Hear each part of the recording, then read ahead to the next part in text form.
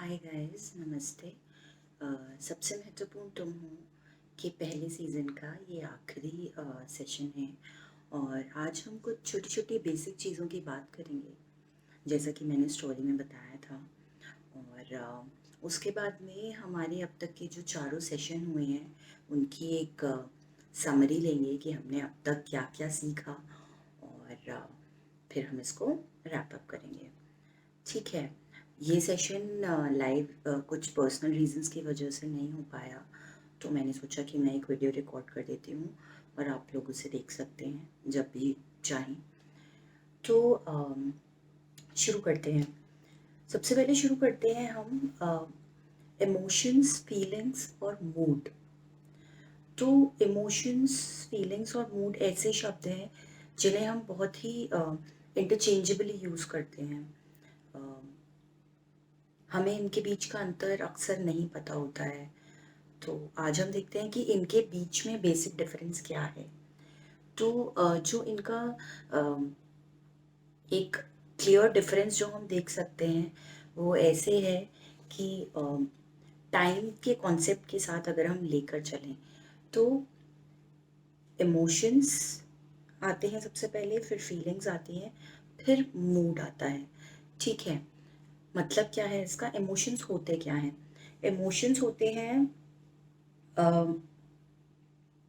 Chemical release किए जाते हैं किसी स्पेसिफिक ट्रिगर की वजह से। मतलब कि क्या है इसका सिंपल वर्ड्स में, कि हम कोई भी हमारे साथ में एक इंसिडेंट होता है, ठीक है, उसका हमारा कुछ ना कुछ रिएक्शन होता है। वो रिएक्शन कैसे होता है? सबसे पहले तो हमारा दिमाग जो है वो उस ट्रिगर को, उस स्पेसिफिक ट्रिगर को पहचानता है। उसके बाद में अकॉर्डिंगली एक केमिकल रिलीज करता है। ठीक है। तो उस ट्रिगर को पहचानने में 1/4 सेकेंड लगता है और वो केमिकल रिलीज करने में 1/4 सेकेंड्स और लगते हैं। ठीक है। तो ये इमोशन कहलाता है। किसी भी चीज़ का हमारा बॉडीली रिएक्शन जो होता है उसको हम इमोशन कहते हैं। ठीक है। अब फीलिंग्स क्या होती हैं? फीलिंग्स जो होती हैं जब हम इमोशंस, हमारा किसी भी ट्रिगर को लेकर कोई इमोशन हुआ और जब हम उसके बारे में सोचते हैं, जब हम उस पर ध्यान देते हैं, जब हम उसको काफ़ी देर तक सोक कर रखते हैं किसी इमोशन को, तो उसे फीलिंग कहा जाता है। तो feelings last longer than emotions. ठीक है। इमोशंस के लिए जो केमिकल रिलीज किए जाते हैं वो ब्रेन रिलीज करता है, लेकिन वो पूरी बॉडी के लिए रिलीज होते हैं, इसीलिए वो बॉडीली रिएक्शन होता है हमारा किसी भी ट्रिगर के लिए। फीलिंग्स जो होती हैं, हम कहते हैं, अक्सर कहने में बोला जाता है कि फिजिकल और इमोशनल दोनों तरीके को एड्रेस करने के लिए किया जाता है। सेंस जो हम करते हैं, जैसे किसी को ठंड लग रही है, ठीक है, तो ठंड फील हो रही है, तो वो फिजिकली तो फील हो ही रही है, लेकिन हो सकता है उससे कुछ उसके इमोशंस अटैच्ड हों। जैसे मुझे ठंड पसंद नहीं है, तो मैं बहुत मेलनकॉलिक हो जाती हूँ जब ठंड होती है तो। और उसके अलावा मुझे बहुत आलस भी फील होता है पूरी सर्दियों भर में। I am not very active during winters. तो फीलिंग्स जो होती हैं वो ज़्यादातर इमोशनल लेवल पे, पर फिजिकली भी सेंस की जाती हैं। ठीक है। और जो इमोशंस होते हैं वो मोस्टली 6 सेकंड तक लास्ट करते हैं, बट फीलिंग्स जो होती हैं वो ज़्यादा टाइम तक रह सकती हैं। ठीक है। उसके बाद में आते हैं मूड। मूड जो होते हैं वो किसी एक स्पेसिफिक ट्रिगर से अटैच्ड नहीं होते हैं। ठीक है। और उसके लिए कोई भी आपका किसी भी तरीके का मूड जब होता है तो बहुत सारे फैक्टर्स होते हैं उसके लिए। एक से ज़्यादा इनपुट्स होते हैं मोस्टली। वो आपका फिजिकल एनवायरनमेंट हो सकता है, आपकी बॉडी, आप क्या खा रहे हैं। बोलते हैं ना कि जैसा खावे अन्न वैसा होवे मन। तो जैसा आप खा रहे हैं, जैसे आप एक्सरसाइज कर रहे हैं, ठीक है, जैसे आपकी हेल्थ है, और आपका मेंटल स्टेट क्या है इस टाइम पे, तो इस सबको मिलाकर के आपका मूड बनता है। तो ये तीनों जो हैं वो अलग अलग चीज़ें हैं। जो आपका मूड है वो कई दिनों तक रह सकता है, कई घंटों तक, महीनों तक भी रह सकता है। छोटा छोटा एक अंतर ये है कि इमोशंस एक सडन रिएक्शन हमारी बॉडी का, हमारे दिमाग का किसी भी ट्रिगर, किसी भी इंसिडेंट के लिए होता है, उसे इमोशन कहते हैं। उस इमोशन को जब हम ज़्यादा टाइम तक सोक करते हैं, सोचते हैं उस बारे में, तो वो एक फीलिंग बन जाती है।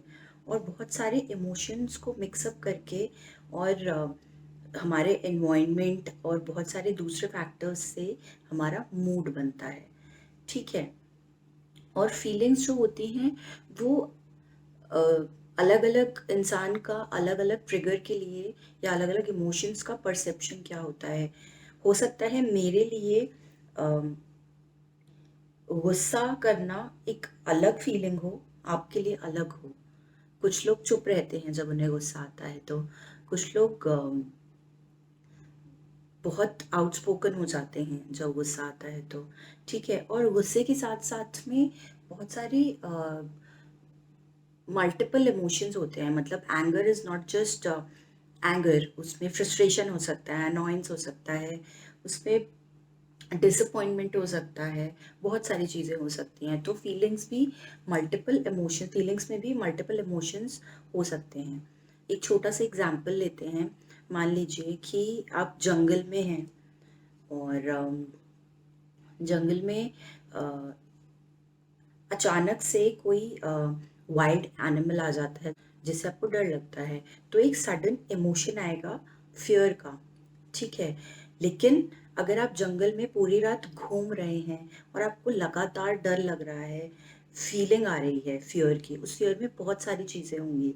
ठीक है। आप उदास होंगे कि आप अकेले हैं, आपको डर तो लग ही रहा है। ठीक है। आप लगातार सोच भी रहे हैं, आप होपफुल भी हैं कि मैं कैसे निकल सकती हूँ इस चीज़ से। तो वो फीलिंग है पूरी की पूरी। तो इस तरीके से इसमें इन चीज़ों में अंतर करना बहुत ज़रूरी है कि किसी चीज़ या किसी इंसान से आपका एक पर्टिकुलर इमोशन ट्रिगर हो रहा है, या फिर वो आपको एक लॉन्ग लास्टिंग फीलिंग दे रहा है, या फिर एक आपका मूड ही बनने जा रहा है एक स्पेसिफिक चीज, मतलब कुछ इनपुट से लेकर एक मूड बन रहा है आपका। जैसे अभी पेंडेमिक की सिचुएशन चल रही है, तो एक सेंस ऑफ रिलीफ हमारे अंदर है कि हम ठीक हैं अपने अपने घरों में। लेकिन जैसे ही कुछ भी हमें लगता है कि कुछ भी नेगेटिव हुआ है, तो एक सडन इमोशन आता है हमारे अंदर। ठीक है। बट ये जो कंटिन्यूस फीलिंग चल रही है सैडनेस की, फियर की, तो वो एक कंटिन्यूस सेंस है उस चीज़ का। ठीक है। और इतने सारे नेगेटिव इनपुट्स की वजह से लगभग पूरी पॉपुलेशन का एक ऐसा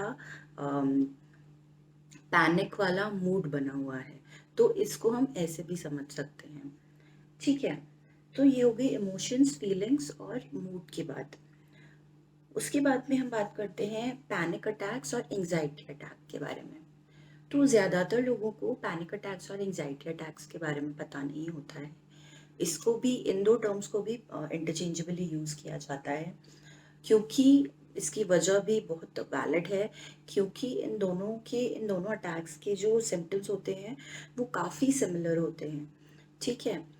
तो बेसिक डिफरेंस क्या है? अगेन, जो एंजाइटी अटैक्स होते हैं वो स्पेसिफिक ट्रिगर्स की वजह से होते हैं। अ, आपकी जो बॉडी है वो एक स्पेसिफिक ट्रिगर पे कैसे रिएक्ट करती है या एंजियस होती है, उससे, उसकी वजह से एंजाइटी अटैक्स होते हैं। जो पैनिक अटैक्स होते हैं वो मोस्टली अचानक होते हैं बिना किसी स्पेसिफिक ट्रिगर के, मोस्टली। ठीक है। उसके बाद में जो एंजाइटी जो होती है वो समय के साथ में बढ़ती जाती है। एक चीज़ से शुरू हुई और एंजाइटी बढ़ती जाती है। और जब आप लगातार चिंता करते हैं, लगातार स्ट्रेस्ड होते हैं, तो उससे आपकी एंजाइटी बढ़ती है।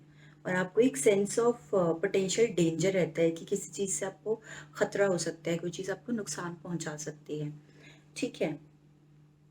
सिम्टम्स क्या हैं उसके पैनिक अटैक के, क्या सिम्टम्स हैं हम देख लेते हैं। जब कोई सडन आपको panic panic attack mostly suddenly होता है, आउट ऑफ द ब्लू होता है, ठीक है, कोई उसका स्पेसिफिक ऐसा ट्रिगर नहीं होता है। तो पैनिक अटैक के सिम्टम्स क्या हैं? पैनिक अटैक के सिम्टम्स से आपकी हार्ट बीट तेज़ हो सकती है, आपको सांस लेने में तकलीफ हो सकती है, चोकिंग की फीलिंग आ सकती है, चेस्ट पेन हो सकता है, स्टमक पेन हो सकता है, चक्कर आ सकते हैं, और हॉट फ्लैशेस या फिर ठंड लगना अचानक से, हाथ पैर कांपना, नॉजियस फील कर सकते हैं आप। ठीक है, उसके अलावा या तो आपका जैसे हाथ पैर सुन्न पड़ जाना, या फिर टिंगलिंग जैसी ऐसे झंझनाहट जो होती है वो हो सकती है। और ये सब पैनिक अटैक के सिम्टम्स हैं। एंग्जाइटी अटैक के सिम्टम्स भी कुछ कुछ सिमिलर होते हैं। क्या हो सकते हैं? अचानक से आप डर सकते हैं, चेस्ट पेन होता है, और डिजीनेस होती है, बार बार मुंह सूखना, थकावट होना, डर लगना, इरिटेशन होना, और कंसंट्रेट ना कर पाना किसी भी चीज़ पर, और मसल पेन होना, वही हाथ सुन पड़ना, झंझनाहट होना, हार्ट बीट बढ़ना, रेस्टलेसनेस होना, बेचैनी होना, और सांस लेने में तकलीफ होना, नींद आने में दिक्कत होना, या नींद आ जाए तो टूटना, जल्दी से टूटना, जिसे हम इंसोम्निया कहते हैं। ठीक है, वही चोकिंग वाली फीलिंग होना, चिंता होना, बहुत ज़्यादा किसी चीज़ को लेकर बहुत ज़्यादा परेशानी होना। तो इन दोनों में अंतर कैसे कर सकते हैं हम? वही अंतर है कि पैनिक अटैक्स जो है वो मोस्टली 10 मिनट तक रहते हैं, ऐसा कहा जाता है। उससे ज़्यादा भी हो सकते हैं, बट यूजुअली ऐसा होता है। एंग्जाइटी अटैक्स जो हैं वो कई घंटों, कई दिनों, महीनों तक भी रह सकते हैं। एक चीज़ जो इस बारे में ध्यान रखने लायक है वो ये है कि अ, इनको सेल्फ डायग्नोस करने की कोशिश ना करें, और अगर आपको लगता है कि आपको ऐसे सिम्टम्स आ रहे हैं तो किसी प्रोफेशनल की हेल्प लें, और आपके फ्रेंड्स, अपने क्लोज वंस, उनसे बात कीजिए, उनसे डिस्कस कीजिए अगर ऐसा कुछ होता है तो। चलिए अब फटाफट पिछली बातों को डिस्कस कर लेते हैं कि हमने क्या क्या देखा था। सबसे पहले हमने देखा था डिप्रेशन और सैडनेस क्या होती है। सैडनेस जो होती है वो एक पर्टिकुलर चीज़ को लेकर होती है, एक पर्टिकुलर इंसिडेंट को लेकर होती है, और वो थोड़े समय के लिए होती है। जब वो ज़्यादा समय तक रहती है तो वो डिप्रेशन हो सकती है। डिप्रेशन के सिम्टम्स वही है: नींद ना आना, आप डिटैच्ड महसूस करना, थकावट महसूस करना, कम एनर्जी होना, उदास रहना, वेट लॉस, वेट गेन, खाना ढंग से ना खाना, कंसंट्रेट ना कर पाना, सुइसाइडल थॉट्स। ठीक है, उसके बाद में रीजंस, कोई एक रीज़न मोस्टली नहीं होता है डिप्रेशन का, एक से ज़्यादा रीजंस होते हैं। ठीक है, और लेकिन कुछ एक वजह ऐसी हो सकती हैं जो कि बहुत कॉमनली देखी गई हैं, जैसे कोई ट्रॉमा आपने एक्सपीरियंस किया है, कुछ आपकी बीमारी रही है, आपके चाइल्डहुड में कुछ एक्सपीरियंसेस ऐसे रहे हैं, फैमिली सिचुएशन कुछ ऐसी है, और कुछ आप सब्सटेंस अब्यूज़, अल्कोहल यूज़ करते हैं उसके लिए है। उसके अलावा फिर हमने डिस्कस किया था अटैचमेंट स्टाइल, सिक्योर और इनसिक्योर। सिक्योर, जब आप अपने रिलेशनशिप्स में सिक्योर रहते हैं, बचपन में आपको फुल अटेंशन मिला होता है, तो आप अडल्टहुड में भी सिक्योर रहते हैं। और इनसिक्योर के अलग अलग टाइप्स बताए थे, वो आप देख सकते हैं वीडियो में, उनको कैसे क्योर कर सकते हैं, कैसे हील कर सकते हैं खुद को। उसके बाद में हमने बात की थी लोनलीनेस की बात की थी, और सेल्फ वर्थ की बात की थी। लोनलीनेस का मतलब है अकेलापन महसूस करना। तो जब आप हो सकता है कि आप बहुत सारे लोगों से घिरे हुए हों, लेकिन आप किसी से इमोशनली कनेक्ट नहीं कर पा रहे हों, तो आप अकेलापन महसूस करते हैं। और अकेले रहने और अकेलेपन में अंतर हमने जाना था। उसके अलावा क्लोज वन से कैसे हम लोग अपने बॉन्ड को स्ट्रॉन्ग कर सकते हैं वो हमने देखा था। और उसके बाद में हमने देखा था सेल्फ वर्थ कैसे पहचानी जाए, वो हमने देखा था। और पेंडेमिक सिचुएशन में खुद को कैसे हैंडल किया जाए वो देखा था हमने। बस आज हमने इमोशंस की बात की है।